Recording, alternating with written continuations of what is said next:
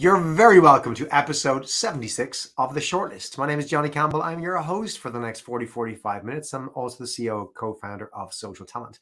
And we're going to be discussing today, from Hollywood to hiring, the importance of embedding diversity. I'm going to just tell a story first before we kick off, as I found this profoundly interesting when I heard this many years ago, but I wasn't aware of it at the time. But I was a kid, and you should probably know about me. I worked in a video store from when I was 11 till 18, and I was obsessed with movies. Still am today. Was in the cinema last night till 11:30 at night, my popcorn away. But I love movies. I love TV. I love entertainment, and I became obsessed with TV, movies, particular over that 7-8 year period of my teenage years, working in a video store, watching all these movies over and over and over again. And so I love the impact that Hollywood and the movie industry can have, Bollywood as well, or anywhere that you're making great media and entertainment. And many years ago, I heard the story of the origin of the concept of the designated driver. And the designated driver, which we all probably know today, is one where somebody designates themselves the driver, so that if you're in a setting where people are drinking alcohol, someone says, "I'm the designated driver, I'll drive folks home." That wasn't always the way. I know my parents' generation, everybody just went to the pub and drunk, and everyone drove home, and it wasn't terribly good. And there were lots of initiatives to try and drive that influence, drive this idea of somebody not drinking and driving everyone home. And it wasn't catching on very well. And back in the late 80s, early 90s, a bunch of folks representing lobbying groups trying to reduce the amount of deaths through dangerous driving and alcohol-related deaths went to some of the big studio heads to try and see how could they use Hollywood to influence this. And the concept was introduced on a few shows like, I believe, Law and Order and Friends eventually as well, and other shows, The Cosby Show as well, where a character was introduced in these settings who's going to be the designated driver. And its influence was unbelievable. It became something that people just used. They knew this concept of the designated driver because, hey, it's in the movies and TV shows. And how we normalize things can really go a long way to people accepting something is just the way it is. And Hollywood can be a really important, can play a really important role in normalizing things. And in advancing the DE&I movement today, visual mainstream representations of diversity can really help massively normalize conversations and promote a lot of inclusion. But it's also never been more important for companies to truly embed this same tactic in their own organizations, to kind of learn from Hollywood and how they push for greater diversity and inclusion in the organizations. So TV shows, movie shows are evolving. We see it all around us to authentically represent a kind of broader spectrum of humanity. And we're hoping organizations will follow suit. So today we've invited on the show our very special guest to discuss the impressive way that NBCUniversal, a massive media giant. You may recognize them from the producers of this poster that sits behind me. For those of you who watch the video feed of the podcast, Do the Right Thing, a Spike Lee joint from the late 80s, or Jurassic Park from the 90s, or Friends from the 90s as well. Behind so many big movies and TV shows and entertainment vehicles that many of us may know, have enjoyed over the years. But joining us today is Suzan Vulaj, and Suzan is the VP of Global Talent Acquisition with NBCUniversal.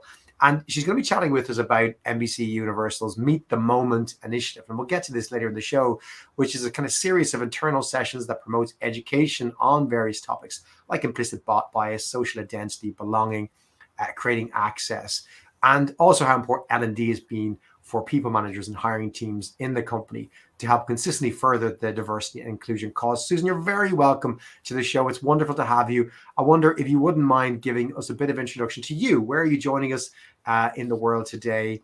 Bit of background as to your career and why this topic is particularly of importance to you. Sure. Thank you, Johnny, so much for having me. I'm excited to be here. I'm Suzan Vulaj. I am currently the Vice President of Global Talent Acquisition at NBCUniversal. I'm dialing in from New York, out in Rockland County, which is we're headquartered in New York City. And for me, this topic, and I'm again excited to be here to talk about this, the DEI and what we're doing, because it's so embedded in what we do with regards to talent acquisition, right? We, as recruiters, and I believe I'm a recruiter at heart, help guide people into and within the organization. And we, of course, want, our organization to represent the community that we live in. So happy to chat more about this. And I've already made a faux pas mispronouncing your surname, Susan. Oh, Surname, Susan. So my apologies for that. That's not a good start, but I'm gonna make up for that. that's Susan, I want to okay. jump into some news articles, and I want to start with something that made the news earlier this year from NBC Universal, and it was in Forbes, and it was how NBC Universal are making what is a bold stand in a pledge to audition more disabled actors. So we'll share the article for those of you listening live on LinkedIn and YouTube, and welcome your comments and thoughts. We'll also put it into the show notes. And in this article, Forbes reported on a foundation pledge called the Ruderman Family Foundation, I believe it's called, which was a pledge, or more like a call to action, to hold the industry, the TV and movie industry, accountable for making more change. And if I understand correctly, what this meant was providing more opportunity at the level of auditioning for roles within the studio system, within the TV shows and movies out there. Wonderful. Can you walk me through what exactly this means, what's happening, and what it's trying to achieve as well, Sure. Susan? Sure. So in terms of, organizations like the Ruderman Foundation and ourselves, setting the tone around DEI initiatives like this is extremely important. 15% of the world's population are living with a disability. That's 1.2 billion people. And every step that we take and other organizations take is a step closer to achieving inclusion in the industry. My talent acquisition team doesn't necessarily recruit for the folks that are in front of the camera. We have a dedicated team of professionals that do so, and I have to say I'm very proud of the work that they're doing. But as the article mentioned, we've partnered with an organization called the Ruderman Family Foundation, which is a philanthropic organization that is committed to inclusion of children and adults with disabilities. And organizations like this hold, our company and others in the industry accountable for the work that we still need to do to see systemic change. In the article, we mentioned the pledge that we will increase the number of auditions for actors and actresses with disabilities in TV and film. The pledge represents a group-wide commitment across a number of businesses at NBCUniversal. We have our Universal Studio Group, our NBC Network, our Universal Filmed Entertainment team, and our Peacock streaming service. So we hope in doing so, in taking this pledge and taking the stance, that others will join us in striving to create more opportunities for people with disabilities. I think it's an important point to make, which is the access to opportunity. I remember a few years ago, one of my team reported on something here in Ireland, Susan, you may not be aware of, which was we ran local elections many years ago that were being influenced because the funding for the political parties who were putting candidates into the election was going to be curtailed or cut if you didn't have a certain level of representation for female politicians, because there was whatever the level of female versus male politicians in Irish society was X and Y, and so therefore to get the funding you had to make sure you had enough female candidates on the ballot. So most of the parties, put more female candidates out that year. And you may have argued before that the right amount of people are being voted into politics in Ireland based on, who wants to go and work in politics as a woman and as a man, etc. But what was really interesting was that the rate at which women got voted in was exactly the same as the rate at which men got voted in. Overall, the numbers across those local elections the first year it happened. And we massively increased the amount of women in politics because we had a mechanism to give more people opportunity to be considered in the first place. So arguments, and you get this in recruiting a lot. I know, Susan, I'm sure you've come across where folks would say, well, you know what, we are hiring what's out there, so it's okay. But actually the real kind of influence you can make is giving folks the opportunity to be on the ballot or at the audition or on the shortlist. like, does that translate to you in your recruiting world? Do you see that once you give opportunity and access, you do see the results pull through over time? For sure, for sure. And like you said, it's about giving the opportunity, right? And being self-aware of what's happening, and what's going on. I have to say, I just wanted to share a little plug here that Comcast NBCUniversal was rated one of the best places to work for disability inclusion by the Disability Equality Index earlier this year. One thing I'll share is that we at NBCU have an accessibility director to role in our organization. And she also serves as a global advisor to our ERG called My Abilities.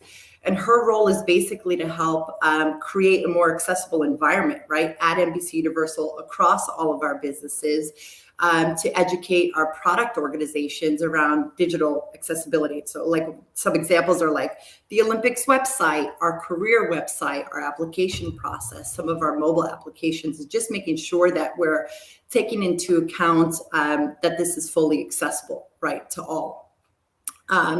And this sort of creating this inclusion has to be this an ongoing training effort. We have to have continuous leadership support. There has to be continued commitment and an open mindset, right? That this is something that these initiatives are something that don't happen overnight, Johnny, right? They take time, and this is always a work in progress. And I think understanding that, right? There's no like one action that we can take today that will to fix everything, right? Or that'll change everything overnight.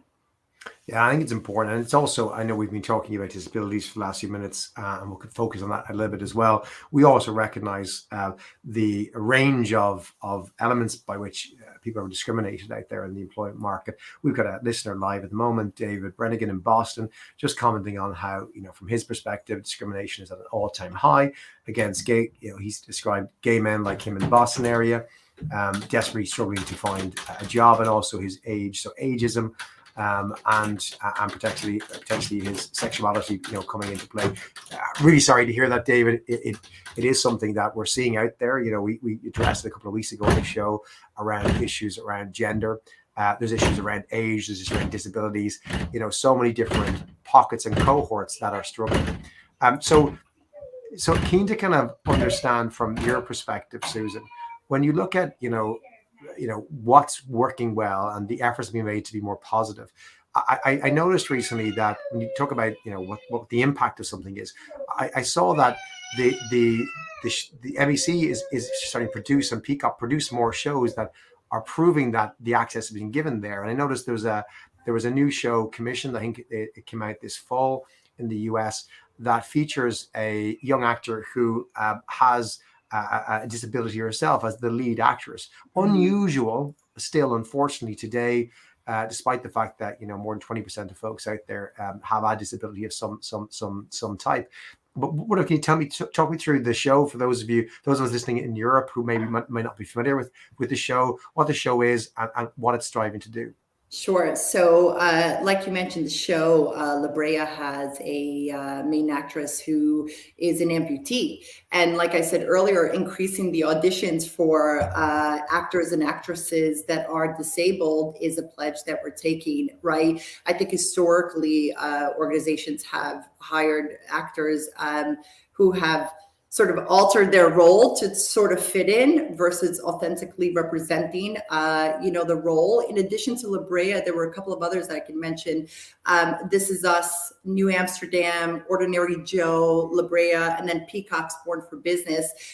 These shows promote authentic representation and inclusive of people with disabilities. And actually, just tying back to the Ruderman Family Foundation that we mentioned earlier, we actually received a seal of authentic representation from them for our show, This Is Us. The show actually features an actor who has a vision impairment that we casted in the role of a blind musician.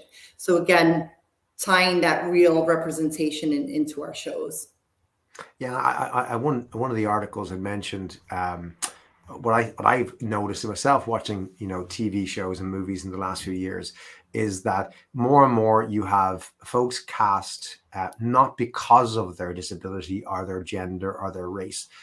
the role doesn't require somebody to have a disability, for example. It's not part of the story, or that it's not about somebody who is of a certain race, or it's not about somebody who's a certain gender, but they are playing that role that is, call it, an independent role that, is just about a person and not about anything else. And, Right. I think what you saw is diverse actors being, playing only diverse characters, where their diversity was central to the plot. I'm loving to see that that's becoming more incidental. It's, you might have somebody, for example, who has a prosthetic, and that's not the storyline. They just happen to be playing the role of that character, who happens to have a prosthetic, or happens to be blind, or happens to be gay, or happens to be whatever, which is fantastic. It's moving beyond that. And when the article referenced that, Marlee Matlin was one of those only exceptions in Hollywood for so long as a deaf actor portraying deaf roles. And while she became very successful, there's very few other examples from the past, which is, I think this is beginning to change. I'm going to push on to a third article I wanted to reference, which was reported in Inc. recently. And it's actually, looking at what companies are doing. So I think it's awesome what Hollywood's doing. I want to bring it to the company level and talk about in their hiring and workplaces, what organizations are doing to make the workplace more diverse, and more broadly looking at other industries. And this is a report by Lever, the ATS CRM tool, which reveals really big misalignment, I would argue, between employers and employees. And the one that really stood out to me, Susan, was 97% of employers, like 97%, nearly every employer said they've introduced new inclusion measures. Right. But 24% said, no, our companies haven't, which is a big disconnect. What do you think explains that disconnect that's out there? Right. I think there's this, disconnect because we have this larger employee population that feels certain ways or want to share their opinions, and then other parts of the organization that are just moving forward, right? Like you said, like 90% of employers are sharing that they're introduced new inclusion measures. And I think that there's a lot of work that still needs to be done. And that alignment is critical, throughout the organization. I think we need to devote more attention and resources to advancing diversity, equity, inclusion. Companies need to, I think before acting, need to take a step back and become a bit more self-aware and conscious about diversity. It has to be front and center. It has to be embedded in our day-to-day, and how we show up and how we act and how we talk. We need to go beyond just merely calling attention to it. And I feel like maybe some folks in the article, feel like there's just attention on it with sort of no action behind it. And just jumping into NBC a bit, some of the actions that we took as of late were around sharing, right? A leadership accountability. We do a survey, a company-wide survey almost every 2 years. And earlier this year in May, we put an additional focus on inclusive culture. And these surveys, whether they're twice a year, once a year, pulse surveys, are an absolute great opportunity for employers to listen to the collective voice of the employees, right? Like, people will share how they feel. We also encouraged company-wide into our leaders around ERG participation, our employee resource groups, right? Learn about them. What are they? Get involved, become an active member, become a panelist, be a member, be a mentor, become an executive sponsor. Just, again, a lot around the sort of education and awareness of what we have already in place and have had for decades. And there were two other sort of specific anti-bias trainings that we did.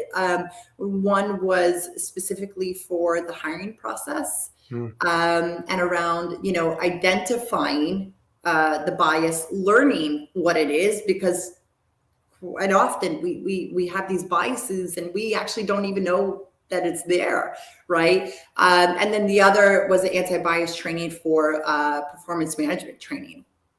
So those are two sort of initiatives that we took. And, I know we'll talk about Meet the Moment a little bit later, but that was a very large platform for us to share with our employee population around what's going on and the conversations that are happening in our organization. Well, now's probably a good time to dig into that because I was really intrigued to hear about this initiative, Meet the Moment. So, Sure. could you walk us through what it was, maybe the background as to why it was created, Sure. what it was, and what the results were from that? What was the reaction from employees, the results that you saw as well through the initiative? Sure. So Meet the Moment is a company-wide specific DEI initiative that we designed to challenge, inspire, and unite our organization in ways that would create lasting and meaningful change. We launched it back in October of 2020. Like I said, it's a year-long awareness and education effort. We had 4 distinct learning events. We brought in external experts and scholars and authors and leaders and writers, and we had folks internally. We had employees and our own internal population as well. And it was, or it is, I should say, Meet the Moment is dedicated to educating our employee population to be able to have honest conversations and creating an environment where everyone is treated with respect and our differences are embraced and celebrated. What I will say, what I've learned myself personally throughout all of this with Meet the Moment is that everyone approaches it differently. There's diversity in ourselves and in how we show up and how we approach the topic and the conversation. So, I think we all have to keep an open mind about folks coming into conversations or coming into learnings or coming into trainings, all at different levels, all at different understandings, right? So Meet the Moment was sort of created to form this foundation for our employee population. And our goal in creating the initiative was really simple. We wanted to engage our employee population. We wanted to educate them, and we wanted to empower them. And I had mentioned earlier that we had a mix of people that were involved in this program that we showed. We did have our leaders come in and talk about our own ongoing efforts around diversity, equity, inclusion, and accessibility across the company. So again, tying back to educating our population. So this misalignment that we heard about, bringing awareness to what we are doing and the action that we are taking and how we're feeling, our stance, our philosophy, et cetera. The external experts that we brought in focused on addressing and learning sort of micro behaviors, right? And then sharing or underscoring the importance of creating that allyship, right, in the workplace, because we all have a role in it, whether or not we feel like we're diverse, right? So again, the program is absolutely fantastic, amazing. I think everyone, again, regardless of where they're coming from, has taken something from it, right? And it's a program that was designed to be intentional, current and future focused, right? It wasn't something that we wanted to just roll out and that was it, sort of as action. We wanted it to be engaging and smart and challenging. And again, really go back to that being a shared experience for everyone across our organization. Remind me, Susan, how many people did this reach in the organization? How many people got involved or participated in this? Sure. So we have a population of about 35,000 employees globally. So it's real scale. And to your point, it wasn't a once off. It's been a continuation through the year, 4 core events to drive it. And you mentioned obviously that it's been, it's not been one sided, that the dialogue is there, that it's participation rather than just pushing information at the audience. How important is that two-way involvement with the teams? If you're running an inclusivity initiative to try and bridge that gap between the perception of what we're doing and what we're actually doing, how important is it, do you think, in your experience, to have that involvement from the team, not just kind of one-way messaging? Right. Oh, it's so important. Like you said, you can't just teach, right, or share and expect people to learn. You have to put it into action. And I think that having listening sessions, and I said to you, we have to listen, right, and having focus groups. Part of the Meet the Moment, we created sort of resource guides after and conversation starters for people to use after watching these sessions. Employees want to share how they feel, and they want to know that they're being heard and that their opinion matters, and that, you know, what they're sharing will lead to real change. So it cannot be a one way, right? It has to be a constant dialogue, and sort of reassessing, right? And moving forward. And so going back to the kind of talent acquisition and recruiting side of things, Susan, like we are in an incredibly unusual market at the moment, right? It's so difficult to find talent. How important do you think it is from an employer brand perspective, let's say, that NBCUniversal is seen to be really active in this space, doing stuff consistently across the business for attracting great talent to the organization? Like, do you see that day to day? Do you see that correlation between, you know, perhaps some of the peers you would hire from?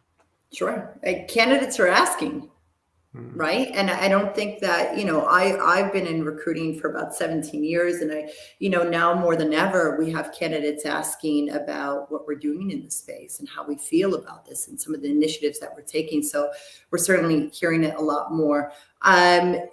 From a TA perspective, what we're doing internally to ensure that, you know, we're keeping this top of mind, there are a number of things that we're working on. One, I mentioned earlier, our anti-bias hiring manager training, right? So this took a look at the sort of end-to-end recruiting process. We created and designed this program in partnership with our talent development team, HR, legal, talent acquisition. And we started out with training about bias and how it creeps up, you know, in the interview process. We started out with our direct hiring managers of open roles, and then we started out with another group of hiring managers just in general, whether or not they had jobs open currently. And then we spanned across every single people leader. You know, we offered these trainings, and we didn't stop there. Then we went to folks that were part of the interview process, our interviewers, right? So it wasn't just people managers. We have other folks that are part of our interview process as well. So I thought that was a fantastic initiative that we did, because again, like I mentioned, is sometimes we have bias that, and we don't even know it's there, right? So we need to be made aware that these things are real, that these biases are real, and that we should identify them and then address them and correct them, right? Another initiative that we took, the global talent acquisition team created a hiring manager toolkit, right? It's a SharePoint site filled with a ton of resources for our hiring managers and HR professionals that, you know, through the that touch on all the sort of inflection points in the recruitment process. We have an entire DEI section there. So we've trained our hiring managers on how to create inclusive job descriptions, right? And it doesn't stop there, right? So it's not just an action like, hey, we've created this. It's, hey, we have this resource, and every time we have a kickoff with one of our hiring managers, you know, we're embedding this link in our Outlook invitations. We're embedding it in our conversations that we have with our businesses to say, hey, we have this toolkit. Hey, there are these resources there. So we're like constantly sharing it with our businesses. One other thing that I'll mention about, you know, again, just tying it back to the talent acquisition team, we have a dedicated DEI operations role that sits in TA. And this person, and this is a relatively new role, I think it's, we just sort of created it less than 2 years ago, but this person is a centralized sort of role and function that helps us in TA create partnerships and strategies with not only our internal ERGs, but with external organizations and events, right? And so this person acts as a liaison between all things DE&I, DEI, and TA, and sort of like constantly brings it back to TA and constantly brings it externally and internally, and connecting all the dots. And it's been great to have that person and have a centralized sort of focus area and just sort of top of mind with, you know, with everything that we're doing. I love you sharing these initiatives, because for those listeners out there live and on the podcast, it's important to understand, you know, I believe, and I'm sure you do, Susan, these are becoming table stakes. Right. To do TA in a competitive environment like we're in at the moment. I would go back to the Lever survey that was reported in Inc. recently. They listed a bunch of steps on their survey. I think they surveyed 1,000 leaders and 500 leaders, 1,000 folks around what they're doing. And 43% said they're making sure job postings are worded to eliminate bias. That's where everyone starts, right? Write better job specs. Posting jobs in non-traditional outlets, 37%. Mm-hmm. Raising educational requirements, replacing educational requirements with skills or competencies, 36%. It's great. Standardizing interview questions and rubrics, which is really important, but isn't going as far as what you've discussed, which is really working to try and change the behaviors and the awareness and knowledge of every interviewer, hiring manager, etc. And using data and insights to uncover and address potential biases in the process is 31%, right? So there's a whole bunch of stuff that folks are doing, and that article from Inc., which we'll share, lists what I would consider the basics, right? But it is, to your point, going beyond that, because I read last week. I actually got an email from Indeed, and they commissioned a piece of research. I think it was in the UK. For 16 to 20-year-olds, right? So you're kind of Gen Zs coming into the workplace, etc. And I think 46% of the respondents in this age group, which is the next generation of our workforce that we'll all be hiring for, if not hiring for today already, said that they would not work for an organization that had a gender pay gap. Like not that they wouldn't prefer to, but wouldn't work. It's half that population, right, coming into the workforce in the next few years. So, those out there running recruiting teams, influencing recruiting teams, you look at what we have to do to compete in the Great Resignation and everything else that's out there, whatever way you want to call it. This is coming even, in bigger waves. And I do believe it's driven by and in a really positive way, it's driven largely by what's happening in mainstream media, in the roles that are, people are seeing on the big screen and on their small screens as well through their streaming services in a very positive way. That's the effect, just to connect the dots for a second. What NBCU is able to do on a big scale, influence what's on your phone or on your cinema screen, right down to what you can do on a micro level in terms of the day-to-day hires the organization makes. They connect because the candidates who turn up for all of our jobs are influenced by what NBCU and others are doing in mainstream media, which changes the requirements when they turn up for an interview with all of us because they expect more. It's wonderful to see that connection that the organization is making, Susan, across the board. So when you look at measurement, because I want to move to that for a second, it was brought up as one of the challenges in the Inc. articles. I think only something like 30-something% of organizations said they measured the outcomes, which is kind of astonishing to me, right? How you get a budget for something without measuring it. It isn't always easy to measure these outcomes. And we talked about time before we went on air, but I wonder, could you walk me through your thoughts on measurement? What perhaps NBCU have been doing to measure what's working, what's not working, maybe the hard and soft metrics that you think could work.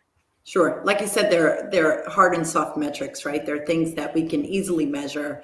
They're quantifiable, and then others not so much are softer measurements. I mentioned we do a survey, right, every 2 years, and earlier this year we did an additional focus on the inclusion sort of aspect of it, and we ask our employees to rate the statement of, I believe NBCUniversal is committed to diversity, equity, and inclusion as a company, and nearly 90% of the participants agreed to that statement in a favorable manner. So we think, that's fantastic. When we talk about measurements, when we measure the things that we can, right, and we have this demographic information, I think companies are trying to figure out, like, what's the benchmark? Right? What does good look like? What does great look like in terms of representation? I had been working on about 2 years ago a big recruiting strategy around bringing diversity into our technology positions, and we have these conversations around percentages and benchmarks and what we would like to see achieve, or sort of the direction we want to go in. And I started to do some research externally about, well, what are other companies doing, right? What are they saying and what are they doing? Where are they at? And then I realized that, some of these large tech companies didn't start measuring their diversity data until about 6 years ago. Right. So times are changing, and these companies are adapting and they're flexing with the times, which is absolutely the right thing to do. But once you get those numbers and you understand the demographics, both internally, we have to look externally and understand, what does the marketplace look like? Are there gaps there? Do we need more promotion of education around roles in news and journalism, right, from these underrepresented communities, right? Is that population there? If it's not, why? And what can we do to sort of, bridge that gap? So it's not just about folks that are graduating and ready to work. I think we need to take it even further back, right? And understand 100%. Yeah, exactly. And we got, so I just want to read a quick comment from Kathy Iverson. Great to have you listening again, Kathy. It's a great conversation. It needs to be talked about more. Awareness and understanding is key to changing the way we approach diversity and inclusion. It needs to become a normal part of our culture. Can't agree with you more than that, Kathy. And your point around the initiatives, Susan, is really well made. When I talk to organizations about how do you get there, what I've seen it work best is when you operationalize this stuff, and you actually, rather than just saying general, we want to achieve this target, that target, it's like, well, that target has to be broken down. And I my head works that way. I've always worked that way, whether it's a sales target or a recruiting target. It's like, you got to hire 1,000 people. Okay. I want to know where every one of them is coming from. I want to not just go generally, but work harder. Work harder is not a strategy, right? I will do better. It's not a strategy. But, you have to break it down to, well, this particular department, how are we going to solve it here? We might have a department where we're actually fine for whatever lens of diversity we're trying to focus on. We're doing great.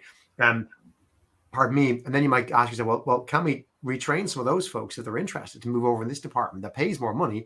It's hard to find that level of diversity for that skill. So can we create opportunity for them? And, it becomes, I think, a bigger issue than TA, right? So, and this is when I talk to leaders about, how are they doing in their DEI strategies in TA, you reach a point, Susan, I'm sure you've reached it yourself, where you start to realize, maybe from day one, you always knew this, it's not just about what TA can do. So a lot of focus is put on recruiting to fix the diversity issues. Let's hire more diverse talent and it'll all be fine. Those of us who've been working hard to try and do this realize you can't do it alone. I'm interested to hear your story in terms of how you work with other peers in the business. What does that look like? And how is there a kind of connected thread between all the different aspects of hiring, retention, career development, internal mobility, all of that? How does that all connect? What's your experience of how does it, when it works well, what does it look like? Right. I think you said it earlier that we tend to look at TA, right? Like, what are we bringing into the organization? And then sort of like all eyes are on TA, but I think it's a multi-pronged approach, right? It's our group in partnership with the business and our HR business partners, our DEI folks, our ERGs, et cetera. I'll share with you one of the programs that we launched a few years ago. We did it as a pilot, was around, we call it Act 2, was really focused on women, but we were open to men in the program too, hiring folks who have taken 2+ year sabbatical in their work career and helping them get back into the workforce, especially in the field of technology, right? And it wasn't a TA initiative, right? We had our partners in organizational development, we had our L&D folks, we had HR folks, and we had the business, right? We had to have everyone on board to say, we are committed to this effort and we are going to be open-minded and we are going to consider folks that have taken this bridge in their career and now want to get back in. So, and we started small, right? With just a handful of people, and sort of it gained traction then across the enterprise, and it's still growing and we're still working on it. But we're learning as we go and we're assessing as we go. One of the other things I'll mention, and that we've seen sort of a shift lately these past 2 years, is that we have a dedicated centralized DEI corporate team, right? They're absolutely fantastic. And I think we've had sort of a chief diversity officer, I think now for over 16 years, right? So that role in that team is not new to us. But what is new is that in all of our businesses across NBCUniversal, I might have mentioned we have a Bravo, E, Telemundo, Golf, we have the news division, we have sports, we have Olympics, et cetera. We have embedded senior diversity, equity, and inclusion leads into these businesses that we've never had before, like in sports and in ad sales and in TV and in our stations. Historically, we had these DEI leaders in some of our other groups like film and TV and streaming and news, but now it's sort of like I said, normalize, like now we have it across all of our businesses, and these folks are all talking to each other, but they themselves and their particular businesses are responsible for driving that progress in the content, in the talent development, in the engagement, in the retention, in the recruitment. So we have sort of the right people in the right conversations, right? I love that, and I love that it's being normalized, that it's being extended everywhere. It's not something that we're trying out or doing as an initiative. It's just what we do. Right. It's how we work, how we hire. It's how we promote. It's how we collaborate. And I think that comes back to our opening point around the power of a story and the power of influence of, whether it's mass media or it can be just, this is how we do it. And, maybe from a recruiter's perspective, if you always produce diverse shortlists, the diversity fades away and it becomes people. Right. And the more diverse talent you keep putting in front of hiring managers, the more normalized it is. Right. I was reflecting on Joe Lockwood, who joined us on the show a couple of weeks ago. And actually, I'm completing my training for social talent. We have to do our social talent training as a leadership team every week and discuss it on Thursday morning. And we're working our way through a DEI program this quarter. We're watching stories from folks from different backgrounds, sharing their hardships, and listening to Joe Lockwood and some of the kind of resistance she met. And this is as a trans woman. That it's quite visible, and it can be shocking to a hiring manager who expects somebody who is in a more binary type role, and how she knows she can't prove but knows she's been marginalized. But if it's the 25th trans candidate you've interviewed this year, right? Thankfully, it's a candidate. You no matter who you are, that's going to normalize things for you. But you can educate, you can inform. But to your point around experience, you kind of have to just make it part of the experience. And, I think what NBCU is doing is fantastic with some of the other media companies around normalizing it in mass media. But how a recruiting team can normalize it as well by getting involved in activities, driving these, working with colleagues in organization development, talent management, etc., to make it just a normal thing. It's just what we do. We have a diverse bunch of folks, a diverse bunch of candidates. It's always going to be this way. Let's just move on. I think it's fantastic. Susan, I want to just get your last thoughts on this. What do you think is next? When you look at initiatives that you're looking at, thinking of for the team, for the business, or even what the wider business and your peers are doing, what's kind of next for NBCU on this journey when Meet the Moment kind of wraps up on its final session? What's next for the organization? What are you seeing or hoping for? Sure. It has to be continuous, right? So I know Meet the Moment was a year-long initiative, and we've just sort of hit that 1-year mark. We hope that it's embedded in our day-to-day and our conversations moving forward, right? I think that the DEI teams in our individual businesses are fantastic. I'd love to see what's going to come out of them. And then if we can join forces, right? Because NBCU is made up of so many different companies in our portfolio, we can sometimes get stuck in our own silos supporting just sports or just TV and film, right? Talent acquisition is centralized across all of our businesses. So I think there's going to be a lot of opportunity for us and TA to support our businesses at a much larger scale that we've not been able to do so before. One of the other things I'll share is that as of last week, there are tools and technologies that are coming out, right, that are helping sort of de-bias job descriptions and job postings and applications and resumes and profiles, which is pretty interesting. We haven't really signed up for anything yet, but are looking, and we're open to exploring. So I'm really excited about what's to come in 2022. It was great to see. I saw on an email on Monday, Carrot which has become a really popular tool used by organizations around tech talent for interviewing, around driving more diversity, has reached a $1 billion valuation as an organization because they're scaling so much. So it's wonderful to see not just talent technology, but talent technology focused on diversity being really popular. Suzan, thanks so much for sharing. I say a little bit, but it seems a lot of what NBC are doing around diversity and inclusion, both in terms of mainstream media and also the talent acquisition team. I'm going to pose one final question to you, if you don't mind, Suzan. Sure. Having seen probably some previous episodes, you know what's coming. I'd love for episode 76 for you to share with us one last piece of wisdom, advice with our audience that can be either something that you have developed yourself through your own experience, or perhaps was passed on to you by somebody else that you think would be appropriate to leave with our audience here today. Sure.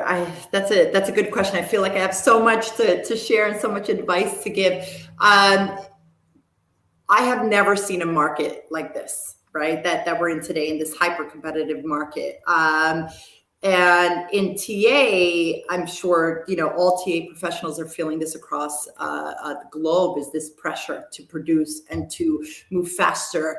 And my advice is for TA professionals is to keep pushing forward, right? Be persistent, don't give up. It can be a grind sometimes, but I encourage people to be flexible and to be creative. Right. I feel oftentimes we get stuck in doing things certain ways because we've always done it that way. Right. So be open-minded, learn from others. And sometimes we have to step back from the daily grind to really take a look at our desk and our work and see if we can do something differently or smarter or more efficient, especially to operate and be competitive in this environment. So I think that there's nothing better than a crisis, call it a talent crisis out there, to force innovation and change. Right. When your back is against the wall and working harder isn't a solution anymore, you got to try and change things. I think you get great innovation from that. And if you don't mind me plugging just for those of you in the markets that Suzan has recruiters in, Suzan's hiring in her team, your team expanding. I believe you're growing, and NBCU is on fire and growing at the moment as well, with Peacock and everything else that recently launched. So I'm sure if you're a talented talent acquisition professional looking for a role in an exciting industry, I'm sure Suzan's team would appreciate you checking out their career site and checking out some of those vacancies as well. Suzan, thanks so much for joining us. We look forward to having you back again, to seeing how the journeys continue. And thanks for sharing everything today. Great. Thank you so much, Johnny. You're welcome. And thank you for joining us live and for joining us on the podcast as well. We're going to be back next week, same time. That's the 24th of November, Wednesday, 24th of November. The live show will be out 4 p.m. UK Irish time. That's 11 a.m. on the East Coast, 8 a.m. on the West Coast of the US. And we're going to be talking with a good friend of mine, Colin Donnery, about an untapped talent pool of diverse talent, the unemployed. Yes, they're still out there. We've just talked about how there's a great resignation and it's never been hard to recruit. But interestingly, unemployment rates haven't gone down to record lows. There still are a lot of folks out there unemployed. And Colin's got a unique perspective. I've known Colin for many years. He's worked as the chair of the National Recruitment Federation here in Ireland, but day to day runs both one of our biggest recruitment agencies in the country, FRS Network. But he's also the founder and director of Tourist Nua, which provides, on behalf of the government, opportunities for unemployed folks to get back to work, and works with more than half, I think, of the Irish population of unemployed individuals to get them back to work. So unique perspective, running a recruitment agency and working with tens of thousands of folks to get them back to work. Colin's going to be talking about this potential pool of diverse talent that really is untapped and perhaps not considered enough, the unemployed. That's going to be next week on Wednesday, 24th of November. But if you can spare 90 minutes this week more, we have a very special event coming up tomorrow. For those of you listening, you may have missed it, but if you're getting the podcast just as it drops or listening live, it's Thursday, the 18th of November, is Social Talent Live. We run ST Live every 2 months. And tomorrow we're going to be joined by some fantastic guests to talk about hiring at scale during the Great Resignation. So Barbara Lee from Nielsen, Kim Pope from Wilson HCG, Kevin Blair from Salonis, Daniel Monnet from Uber are all going to be joining us tomorrow. That's at the same time as our shortlist. So that's 4 p.m. UK time, 11 a.m. New York time, 8 a.m. LA time. And it's going to be a live event for 90 minutes with 2 panels and a fireside chat interview hosted by my good friends Jason Lawrenson, Bev Kay, and others as well as myself. You can register now still at socialtalent.com/live for that great show going out live tomorrow. If you don't catch it, if you're listening to the podcast after we've already broadcast, don't worry, we'll be back in January, and you can register for January's event at the same site, socialtalent.com/live. Until then, thanks everybody for joining us. I hope you've enjoyed 76. We'll be back next week with 77.